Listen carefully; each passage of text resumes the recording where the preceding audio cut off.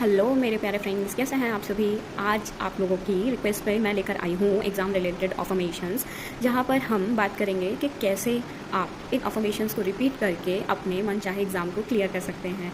ये मैंने ऐसा नहीं कि सिर्फ एंड गोल पे ही मैंने बनाए हैं affirmations, on the basis of stages. जैसे किसी को एंड गोल पे अफर्मेशन नहीं रिपीट करना है, कहीं ना कहीं रेजिस्टेंस डेवलप होता है, तो हम स्टेजेस पे बात करेंगे। तो ऐसे मैंने यहाँ पे कुछ अफर्मेशंस लिखे हैं, जैसे कि मैंने इनको 5 स्टेजेस पे बांटा है। तो जो पहली स्टेज है वो है प्रिपरेशन बेसिस पे। हाँ चलो, तो पहले इनको हम बाद में डिस्कस करते हैं। पहले मुझे आपसे कुछ बात करनी है। कोई बात नहीं, अभी हम इन अफर्मेशंस को डिस्कस करते हैं। प्लीज़ वीडियो लास्ट तक बने रहिए, क्योंकि मुझे आपसे कुछ बात करनी है। तो ठीक है, वैसे भी यहाँ पे सारे एग्ज़ाम क्लियर करने वाले लोग ही हैं। ठीक है, चलो कॉन्ग्रेचुलेशन पहले से ही। Okay, so let's begin.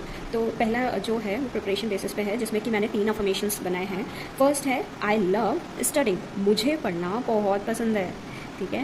दूसरा है my mind is ready to absorb knowledge, मेरा माइंड एकदम तैयार है नॉलेज एब्जॉर्ब करने के लिए। ये वाला जो अफर्मेशन है ना, आपको कब बोलना है ये वाला अफर्मेशन? ये वाला आपको अफर्मेशन बोलना है जब आप पढ़ने बैठो। ठीक है, जैसे ही आप पढ़ने बैठेंगे तो आपको ये अफर्मेशन रिपीट करके बैठना है। फिर इसके बाद एक और अफर्मेशन है related to your preparation, I am discipline, consistent and dedicated. ठीक है, आपको ये 3 में से आप कोई भी 1-2 अफर्मेशन या लाइक अ रैम्पेज, आप ये 3 अफर्मेशन ले सकते हैं, बोल सकते हैं। ठीक है, अगर आपको लगता है कि आज आप पढ़ेंगे ही नहीं तो एग्जाम क्लियर कहाँ से हो जाएगा, तो आप इनको बोलो, तो डेफिनेटली आपको कहीं ना कहीं इंटरेस्ट डेवलप हो जाएगा और आप पढ़ाई करना शुरू कर दोगे। अब दूसरी बात आती है मेमोरी। जिसको ऐसा लगता है कि यार हम पढ़ते तो हैं, मेहनत भी कर रहे हैं, लेकिन कहीं ना कहीं मेरी मेमोरी इतनी अच्छी नहीं है, राइट, मेरा कॉन्सेंट्रेशन ही इतना अच्छा नहीं बैठ पा रहा कि मैं एग्जाम क्लियर करूँगी, कहीं ना कहीं है ये चीज़। ठीक है, तो इसके लिए मैंने ये 3 अफर्मेशंस बनाए हैं। माई कॉन्सेंट्रेशन इज़ बेस्ट, आप देख रहे हो कितने सिंपल अफर्मेशन हैं, जैसे हम किसी को नेचुरली बताते हैं ना कि देखो मेरा कॉन्सेंट्रेशन बहुत अच्छा है। ठीक है, तो इस तरीके से my concentration is best, I am focused, मैं फोकस्ड हूँ इसीलिए तो अगर मैं कोई भी चीज़ अच्छे से फोकस कर पा रही हूँ या कर पा रहा हूँ, तभी तो वो चीज़ आके मुझे याद होगी, राइट। तो ये मेमोरी बेसिस पे बनाया है कि my concentration is best, I am focused, my memory is sharp. ठीक है, मेरी मेमोरी बहुत शार्प है, बताते हैं ना लोगों को कि अरे मेरी मेमोरी बहुत शार्प है। तो ये हो गया मेमोरी बेसिस पे। आप एक और अफर्मेशन बोल सकते हैं, जो मैं ऐसे बोलती थी कि मेरी मेमोरी बहुत अच्छी है, मैं जो भी पढ़ती हूँ मुझे सब याद हो जाता है, वही एग्जाम में आता है। तो इसको ना मैं मल्टीपल टाइम्स रिपीट करती थी during my preparation journey. Okay, अब बात करते हैं हम कॉन्फिडेंस की। ठीक है, बहुत सारे लोग कहीं ना कहीं इसके कारण ही पीछे रह जाते हैं कि हमने पढ़ाई तो बहुत अच्छी करी, मेमोरी भी बहुत अच्छी है, लेकिन पता नहीं हमारे कॉन्फिडेंस को क्या हो जाता है, राइट। जब हमारा एग्जाम का एक दिन पहले आपने देखा होगा कि बहुत ज़ोरों से दिल धड़कता है। क्यों धड़कता है? हम नर्वस भी होते हैं, क्योंकि कहीं ना कहीं हमें लैक ऑफ कॉन्फिडेंस होता है ना। होते हैं, साल भर लोग प्रिपरेशन करते हैं, एग्जाम के जस्ट एक दिन पहले या फिर एग्जाम में जब आप हॉल में बैठते हो तो जस्ट अंडर कॉन्फिडेंट होते हो, उस चक्कर में ये चीज़ें होती हैं। तो इसके लिए आप एक अफर्मेशन रिपीट कर सकते हो, I trust my self and on my preparation. ठीक है, आई ट्रस्ट माई सेल्फ, मैं अपने ऊपर भी विश्वास करती हूँ और मैं अपनी प्रिपरेशन पर भी विश्वास करती हूँ। ठीक है, आप ये अफर्मेशन बोल सकते हो।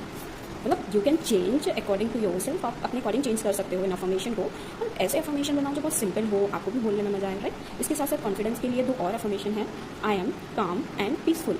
क्योंकि जब आप एग्जामिनेशन सेंटर में बैठते हो तो क्या होता है, आपकी हार्ट भी जोरों से धड़कती है, वो कामनेस कहीं ना कहीं खो जाती है। जब सेंटर के बाहर भी आप खड़े रहते हो तो डर लगता है, दिल में हार्ट बीट बहुत ज़ोरों से बढ़ जाती है। तो इसलिए आप बोल सकते हो, आई एम काम and peaceful, I am capable of achieving success.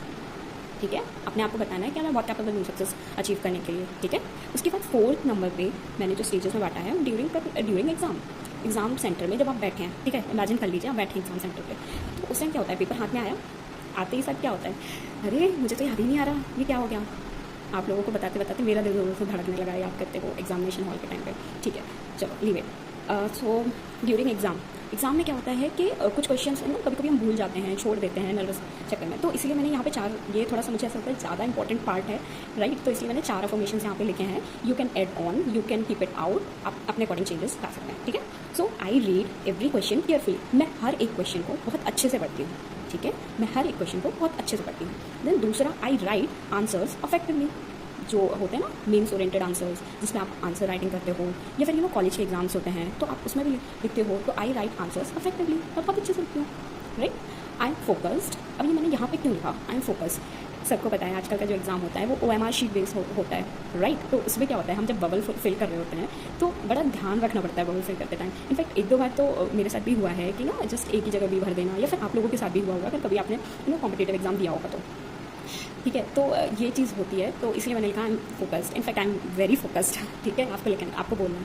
फिर I complete my exam within time, एक मिनट, I complete my exam within time. मैं अपना एग्ज़ाम समय से पहले कर लेती हूँ। किसी किसी को होता है ना बहुत लेंदी पेपर लगता है, कंप्लीट नहीं कर पाते हैं समय के साथ, तो इसीलिए ये अफर्मेशन लिखा है कि आई complete my exam within time, ठीक है।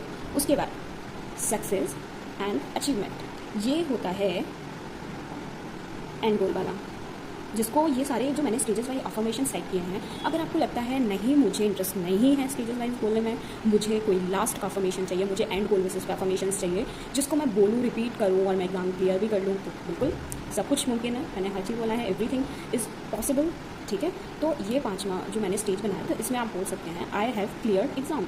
आप अपने एग्ज़ाम जो भी आप दे रहे हैं उसका भी नाम यहाँ, हाँ, तो मैं कहाँ थी, तो जो भी आप एग्ज़ाम दे रहे हैं, अपना कोई भी आपकी ड्रीम जो भी होगा ना, जो भी एग्ज़ाम दे रहे हैं, तो उसमें लिख सकते हैं कि I have clear this exam, right, नाम लेके।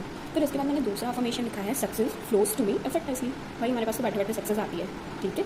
तो ये आप बोल सकते हैं। तीसरा बोल सकते हैं आई गेट एक्सीलेंट रिजल्ट्स, मुझे हमेशा ही एक्सीलेंट रिजल्ट्स मिलते हैं, ऑलवेज लगा दो यार भाई, लगा दो ऑलवेज, ये हमेशा ही मिलते हैं भाई मुझे तो, ठीक है। तो I get always excellent results. तो देखो, अब मैंने बता दिया आपको ये 5 different stages, you can choose according to your comfortable, कि आप कहाँ पे हो। बहुत सारे लोग होंगे जो एग्ज़ाम दे चुके होंगे, जिनको अभी देना होगा, है ना। तो आप देख लीजिए कि आप कहाँ अटक रहे हो, आपको कौन सा बनना है। आप तो कोई भी, इतने सारे मैंने अफर्मेशन लिखे हैं, आई डोंट नो कितने अफर्मेशन होंगे, आई थिंक मोर देन 15 तो होंगे, राइट। तो इसमें से आप 2-3 अफर्मेशन आप छांट लीजिए और उसको ऐसे मल्टीपल टाइम्स बोल सकते हैं, जब आप खाना खा रहे हैं, पानी पी रहे हैं या पढ़ने बैठ रहे हैं, ठीक है। तो उसको आप रिपीट करिए। तो उल्टे सीधे थॉट्स लाने से कोई मतलब नहीं है।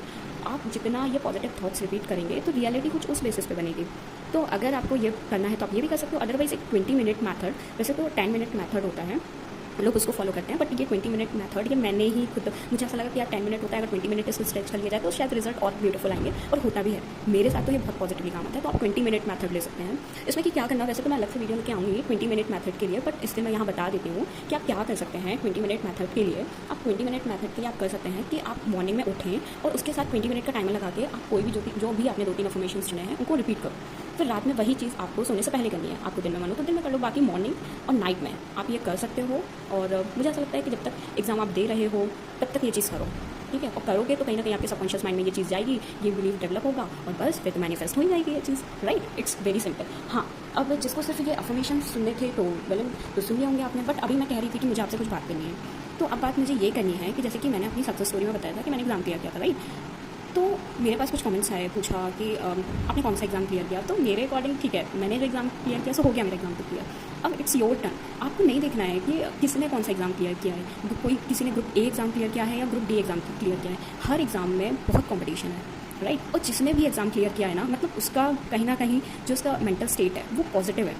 मैं सच कह रही हूँ, जितने भी चाहे चंद सीटों के लिए, क्योंकि आप देख रहे हो लाखों की कगार में लोग फॉर्म भरते हैं, उसमें से कुछ परसेंट निकलते हैं। क्यों निकलते हैं? क्योंकि उनका दिमाग कहीं ना कहीं बहुत पॉजिटिव स्टेट में होता है। और एक बात, पढ़ाई सब करते हैं, लेकिन पढ़ाई के साथ पॉजिटिव होना बहुत ज़रूरी है टू क्लियर एनी एग्जाम। तो इसमें बिल्कुल ना पड़े कि उन्होंने कौन सा एग्जाम क्लियर किया, इन्होंने कौन सा एग्जाम क्लियर किया। अगर आपको कहीं से सक्सेस स्टोरी मिल रही है कि यार एग्जाम क्लियर कर रहा है कोई पॉजिटिव थॉट प्रोसेस के थ्रू, तो उसको अडॉप्ट करो, ठीक है।